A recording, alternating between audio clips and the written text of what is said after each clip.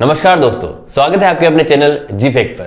आज के इस वीडियो में हम बात करेंगे आज के करंट अफेयर्स के बारे में। ठीक है, नंबर 1 क्वेश्चन है हमारा कि हाल ही में राजस्थान राज्य अग्रसेन कल्याण बोर्ड का गठन किया गया है, इसका प्रशासनिक विभाग कौन सा होगा। पहले हम बात करें भी अग्रसेन कल्याण बोर्ड जो है ये किस समाज के लिए बनाया गया है। तो याद रखना कि जो अग्रवाल समाज होता है, ये किसी बात की गई यहाँ पे, यानी इसका गठन जो है अग्रवाल समाज के जो समाज है तो जो विकास के कार्य है उसके लिए इस बोर्ड का गठन किया गया है। किस समाज की बात हो रही, तो अग्रवाल समाज के कल्याण के लिए इस बोर्ड का गठन किया गया है। इसका प्रशासनिक विभाग कौन सा होगा। ऑप्शन नंबर 1 है सामाजिक न्याय एवं अधिकारिता विभाग, दूसरा है अल्पसंख्यक विभाग, पर्यटन विभाग और जन कल्याण विभाग। तो आंसर याद रखना आपको सामाजिक न्याय एवं अधिकारिता विभाग इसका प्रशासनिक विभाग होगा, ये आपको ध्यान रखना है। साथ ही याद रखना है कि हमने कल एक बोर्ड के बारे में पढ़ा था जो कि किस समाज के लिए बनाया गया था, खटिक समाज के लिए बनाया गया था। ठीक है ना, और उस बोर्ड का नाम क्या था, तो संत दुर्लभनाथ बोर्ड रखा गया था। क्या नाम रखा गया था, संत दुर्लभनाथ बोर्ड। ठीक है, ये आपको याद रखना है कि भाई खटिक समाज के लिए कौन सा बोर्ड बनाया गया है, तो संत दुर्लभनाथ जी। अगर हम बात करें अग्रवाल समाज के लिए कौन सा बोर्ड बनाया गया है, तो अग्रसेन कल्याण बोर्ड का गठन किया गया है। और इसका प्रशासनिक विभाग कौन सा है, तो सामाजिक न्याय एवं अधिकारिता विभाग इसका प्रशासनिक विभाग हुआ, ये आपको ध्यान रखना है। बढ़ते हैं अगले क्वेश्चन की तरफ। अगला है हाल ही में राज्य स्तरीय कराटे प्रतियोगिता का आयोजन कहां किया जा रहा है। ऑप्शन नंबर 1 है कोटा, फिर जयपुर, जोधपुर और अलवर। तो सबसे पहले बात करते हुए राज्य स्तरीय कराटे प्रतियोगिता का जो आयोजन हो रहा है उसमें जो है याद रखना कुल मिला के 48 टीमें इसमें पार्टिसिपेट कर रही है। कितनी टीम्स में पार्टिसिपेट कर रही है, 48 टीम्स में पार्टिसिपेट कर रही है। साथ ही रखना है कि इसका आयोजन कहां किया जा रहा है, तो कोटा के अंदर इसका आयोजन किया जा रहा है, यानी ऑप्शन नंबर ए यहां पर आपके सही होगा। अगर हम बात करें कोटा में भी इसका आयोजन कहां किया जा रहा है, तो जो रामगंज मंडी है आपके, रामगंज मंडी में इसका आयोजन किया जा रहा है। ठीक है ना, हर बार इस प्रतियोगिता का आयोजन जो है याद रखना है कि कहां पर किया जाता है, जिला स्तर के ऊपर इसका आयोजन किया जाता है। लेकिन इस बार पहली बार इसका जो है आयोजन कहां किया जा रहा है, तहसील स्तर पर इसका आयोजन किया जा रहा है, ये आपको यहाँ पे ध्यान रखना है। थोड़ी सी डिटेल हम लोग इसकी जान लेते हैं, लिखी हुई है हम लोगों ने। इस प्रतियोगिता का आयोजन जो है याद रखना है 3 से 9 अक्टूबर तक इसका प्रतियोगिता का आयोजन किया जाएगा। साथ ही इस प्रतियोगिता का आयोजन जो है रामगंज मंडी में किया जाएगा। और इसमें कितनी टीमें पार्टिसिपेट करिए, तो 48 टीमें हमें इसमें पार्टिसिपेट करिए। इस प्रतियोगिता की शुरुआत कब से हुई है, तो 3 अक्टूबर से इसकी शुरुआत हुई है। कब तक चलेगा, तो 9 अक्टूबर तक चलेगा, ये आपको ध्यान रखना है। बढ़ते हैं अगले क्वेश्चन की तरफ। अगले क्वेश्चन है हमारा कि राजस्थान में अल्पसंख्यक उद्यमिता काश्तकार बोर्ड का गठन किया गया है, इसमें अध्यक्ष सहित कुल कितने सदस्य होंगे। ठीक है ना, यानी एक और नए बोर्ड की बात हो गई यहाँ पे कि अल्पसंख्यक उद्यमिता एवं काश्तकार बोर्ड का गठन किया गया है, इसमें कुल मिलाकर कितने सदस्य होंगे। तो याद रखना कि जो अल्पसंख्यक उद्यमिता एवं काश्तकार बोर्ड है ये जो है 13 मुस्लिम जो जातियां होती है उनको लेकर इस बोर्ड का गठन किया गया है। कितनी, 13 मुस्लिम जातियां जो होती है इनको लेकर इसका बोर्ड का गठन किया गया है। अगर बात करें इसमें ऑप्शन नंबर 1 है 13, फिर 14, 15 और 16, तो सही आंसर होगा इसमें ऑप्शन नंबर 1। ठीक है, 13। इसमें 13 सदस्यों में से कौन कौन होगा, तो एक तो होगा आपके अध्यक्ष। ठीक है ना, अध्यक्ष कौन सा होगा, एक तो इसमें अध्यक्ष होगा, एक क्या होगा इसमें उपाध्यक्ष होगा। और याद रखना बाकी सदस्य कितने होंगे, तो इसमें 11 सदस्य होंगे। तो टोटल मिला के कितने सदस्य हो गए हमारे, 13 सदस्य। एक अध्यक्ष, एक उपाध्यक्ष और अन्य सदस्य कितने होंगे, तो 11 होंगे, ये आपको ध्यान रखना है ना। अन्य सदस्य होंगे इसमें 11, तो टोटल कितने हो गए मेरे पास, 13।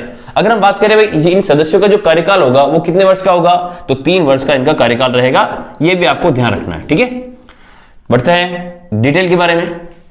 राजस्थान सरकार ने 13 मुस्लिम जातियों को मिलाकर अल्पसंख्यक उद्यमिता एवं काश्तकार बोर्ड का गठन किया है। इसमें एक अध्यक्ष, एक उपाध्यक्ष, अन्य 11 सदस्य होंगे और इन सदस्यों की नियुक्ति 3 वर्ष के लिए की जाएगी, यह भी आपको ध्यान रखना है।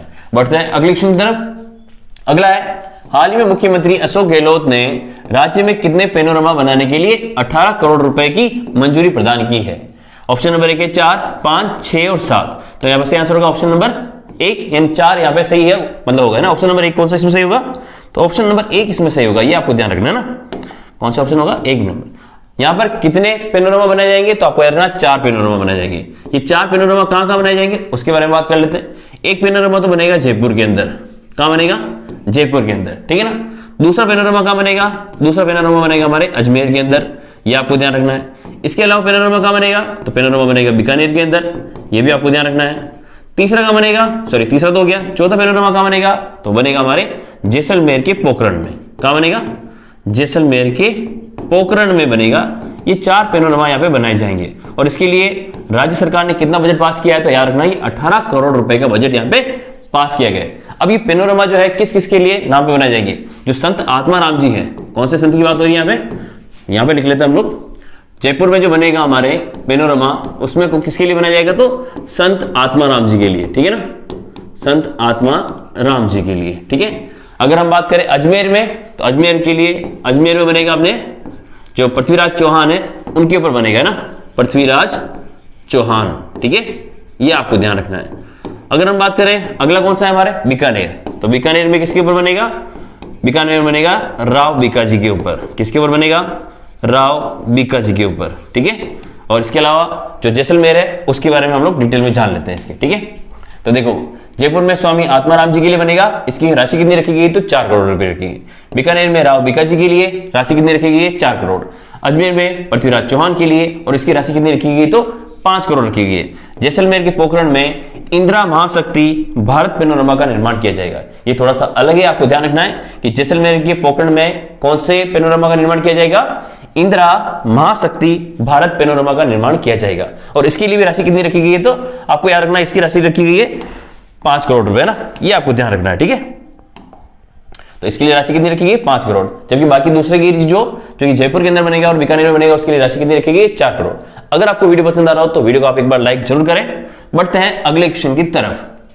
अगला है मुख्यमंत्री निःशुल्क अन्नपूर्णा फूड पैकेट योजना के तहत उचित मूल्य दुकानदारों को पैकेट वितरण के लिए 4 रुपए प्रति पैकेट के स्थान पर अब कितनी राशि मिलेगी? यानी पहले जो है राशि कितनी मिलती थी? 4 रुपए। यानी आपको पता है कि इसका जो वितरण होता है किसके द्वारा किया जाता है? उचित मूल्य के दुकानदारों के द्वारा किया जाता है। इसमें जो है सूखी सामग्री वितरित की जाती है। कौन सी सामग्री की जाती है? सूखी सामग्री जो खाने की होती है इस योजना के तहत जो है वितरित की जाती है, ठीक है। यहां पर पहले राशि कितनी मिलती थी? 4 रुपए मिलती थी, जिसको बढ़ाकर अब कितना कर दिया गया है? तो 10 रुपए कर दिया गया है। ये आपको ध्यान रखना है, ठीक है ना। बस इतना सा ध्यान रखना है। साथ ही ध्यान रखना है इसमें जो है निःशुल्क खाद्य सामग्री के पैकेट मिलते हैं, जिसमें चना मिलता है, मतलब चने की दाल मिलती है, चीनी मिलती है, नमक मिलता है, खाद्य मसाले मिलते हैं जिसमें मिर्ची, धनिया, हल्दी पाउडर तथा तेल भी इसमें दिया जाता है। ये आपको ध्यान रखना है। अगला क्वेश्चन है हमारा, राजस्थान में जन आधार डाटाबेस का उपयोग करते हुए real time auto service delivery विकसित करने हेतु कितने करोड़ रुपए का बजट पास हुआ है? ऑप्शन एक है आपके पास 15 करोड़, फिर है 20 करोड़, फिर है 25 करोड़ और है 35 करोड़। तो यहां पे सही आंसर होगा आपका ऑप्शन नंबर 1, यानी 15 करोड़ रुपए का यहां पे बजट पास हुआ है। अगर हम बात करें भाई ये जो डिलीवरी सर्विस है एक्चुअली में किससे संबंधित है? तो यहाँ पे जो सूचना प्रौद्योगिकी विकास अपने जो ये डिपार्टमेंट है सूचना प्रौद्योगिकी एवं संचार विभाग, सूचना प्रौद्योगिकी एवं संचार विभाग, इस विभाग के द्वारा क्या किया जाएगा? एक प्रणाली विकसित की जाएगी। क्या विकसित की जाएगी? एक प्रणाली विकसित की जाएगी। इस प्रणाली का लाभ कुछ इस प्रकार से मिलेगा कि जो भी व्यक्ति इस योजना से संबंधित, भैया अभी वर्तमान में जो है अगर हम बात करें जो 14 विभाग है ना, इन 14 विभागों की कुल मिला के अगर हम बात करें 79 योजनाएं चल रही है। क्या चल रही है? 79 योजनाएं चल रही है। इन 79 योजनाओं का ये जो प्रणाली जो विकसित होगी, इसके तहत जो है जो भी व्यक्ति इसका पात्र होगा उसका लाभ उसको मिल सकेगा, ठीक है ना। यानी कौन सी प्रणाली विकसित करेंगे? ये कैसे प्रणाली विकसित करेंगे? किसके द्वारा की जाएगी? तो सूचना प्रौद्योगिकी एवं संचार विभाग के द्वारा विकसित की जाएगी। ये विभाग करेगा एक प्रणाली विकसित जिसके तहत कोई भी व्यक्ति जो इन योजनाओं का लाभ ले सकता है, जो भी इसके लिए पात्र है, उसका उसमें ऑटोमेटिक उसका नाम जोड़ दिया जाएगा। ये आपको ध्यान रखना है, ठीक है। थोड़ी सी डिटेल जान लेते हैं। सूचना प्रौद्योगिकी एवं संचार विभाग द्वारा प्रदेशवासियों को जन आधार डाटाबेस का उपयोग करते हुए real time auto service delivery system विकसित किया जाएगा और 14 विभागों द्वारा संचालित की जा रही 79 योजनाओं का लाभ आम जन तक पहुंचाने के लिए इस राशि का प्रावधान किया गया है। और इसमें अगर बात करें वित्तीय वर्ष 2023-24 में तो कितने रुपए खर्च किए जाएंगे? तो 5 करोड़ रुपए इसमें खर्च किए जाएंगे। बाकी आगामी वर्षों के लिए अगर बात करें तो कितने रुपए खर्च होंगे? तो 2-2 करोड़ रुपए की राशि इसमें खर्च की जाएगी, ठीक है। ये आपको ध्यान रखना है। वीडियो को एक बार प्लीज आप लोग लाइक कर दें। अगला क्वेश्चन हमारा, राजस्थान में कितने मिनी आंगनवाड़ी केंद्र को मुख्य आंगनवाड़ी केंद्र में बदला जाएगा? ऑप्शन है 6204, फिर 6000, 7000 और 8000। ऑप्शन नंबर 1 इसमें सही हो जाएगा, आपको ये ध्यान रखना है, ठीक है ना। यानी 6204 जो अपने मिनी आंगनवाड़ी केंद्र थे उनको किसमें बदल जाएगा? अब मुख्य आंगनवाड़ी केंद्र में बदला जाएगा, ठीक है। आपको वीडियो अच्छा लग रहा होगा। अगला है, राजस्थान में राजीव गांधी यूथ एक्सीलेंस का उद्घाटन कहां किया गया है? ऑप्शन 1 है जयपुर, जोधपुर, बीकानेर, अजमेर। तो ऑप्शन नंबर 1 इसमें सही होगा, ये आपको ध्यान रखना है। अगला क्वेश्चन है हमारा, हाल ही में राजफेड जयपुर का प्रबंध निदेशक किसे बनाया गया है? संदेश नायक, वीनू गुप्ता, अल्पना कटेचा या इनमें से कोई नहीं। तो ऑप्शन नंबर 1 सही होगा, इसमें संदेश नायक को जो है राजफेड जयपुर का क्या बनाया गया है? प्रबंध निदेशक बनाए गए। अगर हम बात करें विनु गुप्ता की, तो देखो आपको याद रखना है कि विनु गुप्ता को जो है रेरा की अध्यक्ष नियुक्त किया गया है। किसके अध्यक्ष नियुक्त किया गया है? रेरा की ना, ये आपको ध्यान रखना है ना, रेरा की अध्यक्ष इसको नियुक्त किया गया है। अगर हम बात करें अल्पना कटेचा की, तो आपको पता है कि जो हमारा राजस्थान विश्वविद्यालय है, किसकी बात करें? राजस्थान विश्वविद्यालय, जो कि कहां स्थित है? जयपुर के अंदर है ना। राजस्थान विश्वविद्यालय की ये पहली महिला कुलपति बनी है, ठीक है ना। क्या बनी है ये? महिला कुलपति, ठीक है। और वो भी किसी प्रकार की, जो स्थायी प्रकार की है ना, इससे पहले भी नियुक्ति की जा चुकी है, लेकिन ये पहली महिला स्थायी कुलपति बनी गई है। तो विनु गुप्ता जो याद रखना कि रेरा की प्रबंध निदेशक नहीं, इसका चेयरमैन बनाया गया है। अगर हम बात करें अल्पना कटेचा की, तो ये महिला कुलपति बनी गई है, कहां की? राजस्थान विश्वविद्यालय की। तो ये आपको ध्यान रखना है। रिवीजन कर लेते हैं कि प्रदेश की चौथी जंगल सफारी कहां शुरू की गई है। तो आपको आंसर याद रखना है कि माउंट आबू के अंदर जो है प्रदेश की चौथी जंगल सफारी शुरू की गई है। राजस्थान में जो है 4 जंगल सफारी हो गई कुल मिला के। इसमें अगर हम बात करें कहां पर है, तो आपको याद रखना है तो रणथंभौर के अंदर। कहां है? रणथंभौर के अंदर है। दूसरी अगर हम बात करें तो सरिस्का के अंदर है। कहां पर? सरिस्का के अंदर। फिर तीसरी अगर हम बात करें तो तीसरी है अपने पास कुंभलगढ़ के अंदर, ठीक है ना। कहां पर? कुंभलगढ़ के अंदर। और चौथी कहां हो गई है? तो माउंट आबू के अंदर हो गई है। ये आपको ध्यान रखना है। अगला है राजस्थानी भाषा साहित्य एवं संस्कृति अकादमी द्वारा वर्ष 2023-24 के लिए सूर्यमल मिशन पुरस्कार किसे प्रदान किया गया है? आंसर याद रखना, डॉक्टर मनमोहन सिंह यादव को दिया गया है। ये कहां के रहने वाले हैं? तो याद रखना ये बीकानेर के रहने वाले हैं। कहां के रहने वाले?